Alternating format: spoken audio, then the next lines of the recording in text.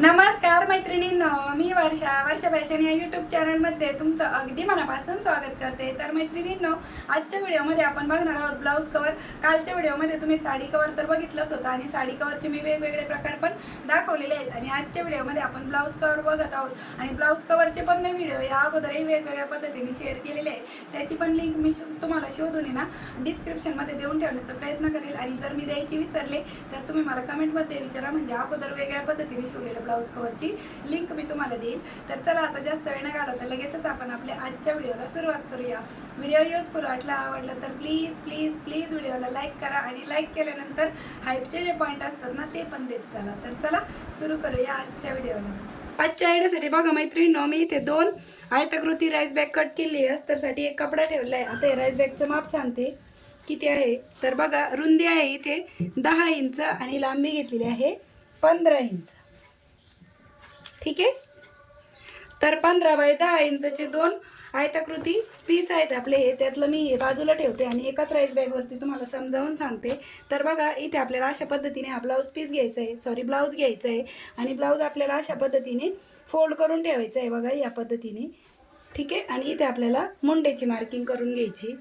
तर तुम्ही कोणताही ब्लाऊज घेऊ शकता तुमचा आणि या पद्धतीने मुंडेची मार्किंग आहे ती एवढीच आपल्याला मार्किंग करायची, बाकी कुठेच आपल्याला कटिंग नाही करायची।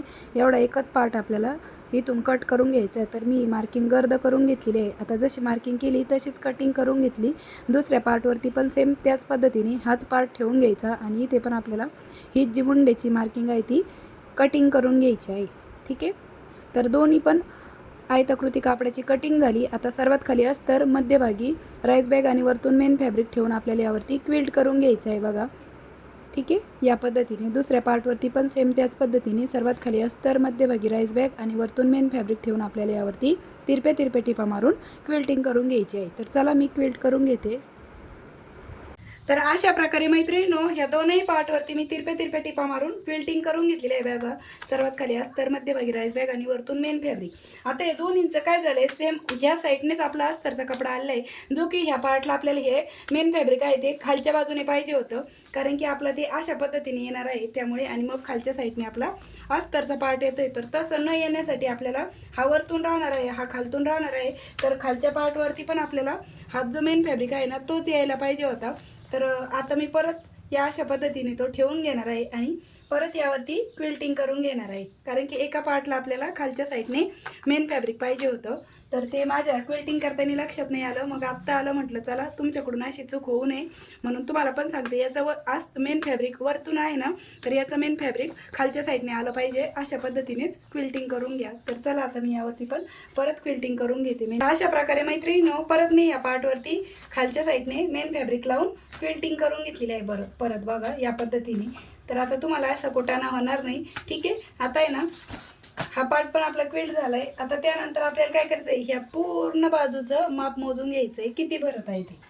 तर कोणत्याही एका टोकापासून तुम्ही माप मोजायला सुरुवात करा आणि या पद्धतीने शेवटपर्यंत आपल्याला हे माप मोजायचं आहे। तर माझं हे भरत आहे बघा 46 इंच, तर त्यामध्ये मी 2-4 इंच एक्स्ट्रा घेणार आहे, म्हणजे 50 इंच लांबीचा मी ते क्विल्टेड पीस घेणार आहे। ह्याला पण सर्वात खाली अस्तर, मध्यभागी राईस बॅग आणि वरतून मेन फॅब्रिक ठेवून ते उभे टिपा मारून क्विल्टिंग करून घेतलेली आहे। आता याचं तुम्हाला माप सांगते, तर डबलमध्ये घडी करून ठेवली म्हणजे मेजरमेंट तुम्हाला सांगता यावं त्यासाठी। तर बघा, याची घडीचं माप सांगत आहे मी तुम्हाला। तर घडी आहे 25ची, म्हणजे 25 दुणे 50 इंच लांबीचा हा क्विल्टेड पीस आहे आणि याची रुंदी आहे 7.5 इंच। ठीक आहे, आता 7.5 बाय 25 इंचाचा क्विल्टेड पीस रेडी केला। आता त्यानंतर आपल्याला आहे ना झिप कुठपर्यंत लावायची ना त्याची मी माप सांगते, इथपासून तर इथपर्यंतच आपल्याला झिप लावायची। तर एवढंच माप आपल्याला मोजून घ्यायचं आहे किती भरत आहे ते। ठीक आहे, तर बघा हे भरत आहे आपलं 32 इंच, तर त्यामध्ये मी 1 इंच एक्स्ट्रा घेणार आहे, म्हणजे 33 इंच लांबी घेणार आहे आणि रुंदी तर आपली 7.5 आहे। तर याच्यातून आपल्याला 33 इंच लांबीचा कपडा आहे तो कट करून घ्यायचा आहे बघा, या पद्धतीने। तर जिथपर्यंत 33 इंच येते त्यावरती मी मार्किंग केली आणि कटिंग पण करून घेतलेली आहे आणि उरलेला पार्ट बघा तो या पद्धतीने सरळ पार्टवरती लावला जाणार आहे, ते नंतर दाखवते। आता इथे आपल्याला झिप लावायची, तर 1.5 इंच खाली आपल्याला या पार्टवरती मार्किंग करून घ्यायची। तुम्हाला स्क्रीनवरती पण माप दिलेलं आहे आणि व्हॉइसवर देऊन पण सांगत आहे। तर इथून तिथून आपण 1.5 इंचावरती मार्क केलं. आता जशी मार्किंग केली ना तशीच आपल्याला याची कटिंग करायची नाही. ते आपल्याला 33 इंचाची झीप लागणार आहे बघा. झीप थोडी थोडी वाढव घ्या कारण की दोन्ही साईडने रनर ववायचे आहेत एक एक, त्यामुळे तर अशा पद्धतीने आपल्याला ही झीप आहे ती स्टिच करून घ्यायची. आता झीपची राईट साईड आहे ती कापडाच्या बाजूने ठेवून घ्यायची आणि झीपच्या रॉंग साईडने मी इथे 1 इंच रुंदीचा नॉन-ओनचा कपडा घेतलेला आहे. तर झीप फिनिशिंगमध्ये स्टिच व्हावी त्यासाठी, आणि नॉन-ओनचे धागे निघत नाही त्यामुळे याला तुम्ही म्हणजे डबल फोल्ड नाही केलं तरी पण चालतं. तर बघा झीपच्या रॉंग साईडनेच आपण इथे 1 इंच रुंदीच्या नॉन-ओनचा कपडा कट करून घेतला. झीपसोबतच स्टिच करून घेत आहोत. आणि बघा आतल्या साईडला टर्न केल्याच्या नंतर झीप आपली फिनिशिंगमध्ये स्टिच होती आणि यावरती आपल्याला अशा प्रकारे दाबटीप पण देऊन घ्यायची आहे. तुमच्या जर कापडाचे धागे निघत नसेल तर तुम्हाला ही अशा पद्धतीने पट्टी लावण्याची गरज नाही. ठीक आहे. आता जी नॉन-ओनची पट्टी आहे ना ती आपल्याला अशी डबल फोल्ड करून घ्यायची आणि ही फिनिशिंगसहित झीप आहे ती स्टिच करून घ्यायची आहे. म्हणजे आतून बाहेरून प्रॉपर आणि फिनिशिंगसहित आपली ही झीप आहे ती स्टिच होते. बघा वरच्या साईडने पण दाखवते किती फिनिशिंगमध्ये आपली झीप स्टिच झाली. आता दुसरा पार्ट पण आपल्याला बघा जो 1.5 इंच कट केलेला होता तो झीपच्या दुसऱ्या साईडने स्टिच करायचा आणि यावरती पण आपल्याला नॉन-ओनचा कपडा आहे तो ठेवून घ्यायचा आणि ही पण बाजू आहे ती आपण स्टिच करून घेऊ. तर अशा प्रकारे मैत्रिणींनो दुसऱ्या साईडने पण आपण हा झीपवाला पार्ट आहे तो स्टिच करून घेतलेला आहे. बघा आतून बाहेरून अगदी प्रॉपर आणि फिनिशिंग सहित आपली ही झीप आहे ती स्टिच झालेली आहे. ठीक आहे. आता त्यानंतर आपण हा जो कट केलेला पार्ट होता ना याला तो जोडून घ्यायचा आहे, पण त्या अगोदर आपल्याला याच्यामध्ये रनर वाहून घ्यायचे आहेत. तर झीप 5 नंबरची घेतलेली आहे मी ते, तर रनर पण आपल्याला 5 नंबरचंच घ्यायचं आहे. आणि बघा एक या साईडने रनर वाहून घेतलं आणि एक त्या साईडने, म्हणजे 2 रनर आपण इथे वापरलेले आहेत. ठीक आहे. रनर वाहून झाले. एक्स्ट्राचं झीपचा कपडा आहे तो कट करून घेतला. रनर दोन्ही मध्यभागी आणले. आता कडेला जो आपण कट केलेला पार्ट होता ना तो आपल्याला स्टिच करून घ्यायचा आहे बघा या पद्धतीने. आणि यासोबतच आपल्याला लगेचच एक पायपिंग करून घ्यायची आहे. तर पायपिंगसाठी परत मी इथे नॉन-ओनचा कपडा आहे तो कट करून घेतला आणि या पद्धतीने आपण इथे पायपिंग पण करून घेतलेली आहे. आणि यावरती परत आपल्याला दाबटीप पण देऊन घ्यायची आहे. आता एकाच साईडने मी हा कपडा स्टिच केलेला आहे आणि बघा इथे थोडंसं खालीवर पार्ट वाटतोय तर तो मी कट करून घेतला आणि या पद्धतीने आपला हा पार्ट स्टिच झाला आहे. आता त्यानंतर बघा दोन्हीमधला कोणताही एक पार्ट घ्यायचा आणि जिथं झीप नाही ना तो बाजूचा पार्ट अगोदर आपल्याला जोडायला सुरुवात करायची. बघा सरळ जो पार्ट आहे तो आणि मग झीपवाला पार्ट. तर मी तुम्हाला दाखवते डायरेक्टली शिलाई मशीनवरतीच, म्हणजे तुम्हाला स्टिच करताना अडचण नको यायला. बघा दोन्ही कापडाची राईट साईड समोरासमोर आहे. सुरुवातीला थोडंसं पार्ट ओपन ठेवायचा आणि या पद्धतीने आपल्याला हा साईडचा पार्ट आहे तो स्टिच करायचा आहे. कॉर्नरवरती आलं सुई कॉर्नरमध्येच गुंतवून ठेवायची आणि मग हा कपडा टर्न करून घ्यायचा बघा या पद्धतीने. आणि इथे कर्व शेप आल्यामुळे थोडंसं तुम्हाला स्टिचिंग करायला अवघड वाटू शकतं कारण की राऊंड शेप आहे ना तिथे, त्यामुळे. आता बघा इकडं आल्याच्या नंतर आता जेवढा एक्स्ट्राचा कपडा असेल ना तो आपल्याला इथं आल्याच्या नंतर मार्किंग करायचं आहे कारण की आपण वाढवच घेतला होता. ठीक आहे. आता जेवढं वाढव आहे तेवढं मी मार्क केला आणि कट करून घेतला. ठीक आहे. आणि या पद्धतीने तो आपल्याला स्टिच करून घ्यायचा आहे बघा. अगोदर रुंदीची साईड स्टिच करून घेऊ आणि मग राहिलेला ओपन पार्ट स्टिच करू. आणि यावरती पण आपल्याला पायपिंग करून घ्यायची आहे जशी आपण तिकडनं केली होती सेम तशीच. तर परत मी इथे नॉन-ओनचा कपडा घेतला 1 इंच रुंदीचा आणि अशा पद्धतीने पायपिंग करून घेतलेली आहे. ठीक आहे. आता जो ओपन पार्ट आहे ना थोडासा तो आपल्याला स्टिच करून घ्यायचा आहे बघा. एवढंच ओपन पार्ट आहे तो आपण ठेवला होता. हा आता आपण स्टिच करून घेऊ. कॉर्नरवरती व्यवस्थित काळजीपूर्वकच स्टिच करायचं आहे.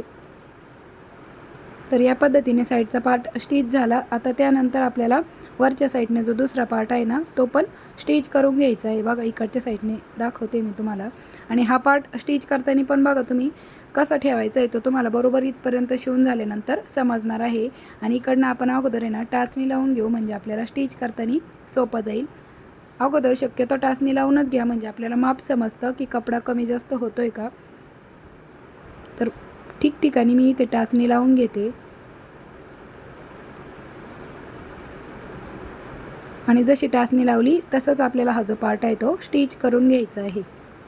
तर मैत्रिणींनो तुम्हाला माझी शिकवण्याची सांगण्याची पद्धत आवडत असेल तर प्लीज व्हिडिओला एक छोटंसं लाईक नक्की करा आणि व्हिडिओ कुठून बघता ते पण मला कमेंटमध्ये नक्की सांगा.